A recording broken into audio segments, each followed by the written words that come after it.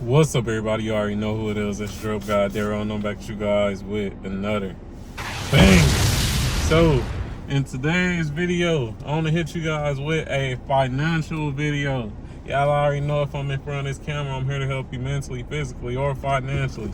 And the topic for today's video is you're richer than you think you are. Now, I know a lot of y'all probably gonna be asking questions like, what does that mean? What do you mean by you're richer than you think you are? Now, what I mean by that is that a lot of people look at how rich they are based on their bank account. So let's say that you got $1,000 in your checking account. A lot of people think that that's the only amount of money they have, that's all they got. But that is the wrong way of thinking when it comes to finances. You gotta look at things differently. You gotta look at your actual net worth. And what I mean by that is that you gotta look at that money that's in your bank account along with additional things such as the things that you own. So for example, I own this car that I'm driving. I don't pay any statements. I don't pay none of that, man. My car is paid off. It is a 2014 Camaro RS.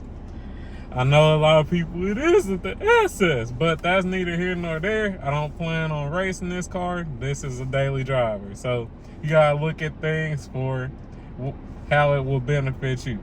But anyways, to get to the actual point, I own this car. So this car could be considered part of my net worth. Now, I don't know how much I would get for it. I ain't looked it up, but I'm assuming that I get around 10 to 15,000. So just off that, I don't have a net worth of that $1,000 that's in my quote unquote checking account. And obviously when I say that $1,000 in my checking account, that's just a fake number. But you know what I mean, man. That means that I have more of a net worth because I also own this car that could get me 10 to 20K, So you got to look at things in a broader term. Also, as you guys know, I am a homeowner. Now, is my home paid off? No, that's dealt. But at the same time, as I slowly pay off the home, that will build equity in the home. And with that equity, it also builds up my net worth.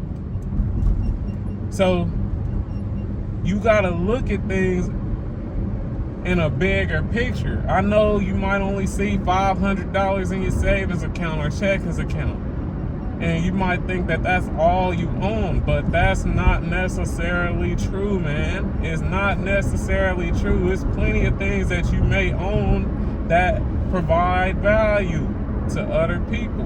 And that's what it's all about, providing value to other people. You might have a PS5 that your ass don't play. That's an extra, $500 to your net worth, just because you can easily sell that and get $500. So a lot of people are richer than they think that they are. And that's one of the flaws that a lot of people have when it comes to finance. They only look at what's in their bank account. They don't look at all the other things, such as the things that they own, be it their car, be it their home, be it different stocks and investments. I also have stocks. That's an extra, obviously I'm not gonna say the exact number, but that's an extra 20K, 30K, 40K, 50K that you may have in stocks.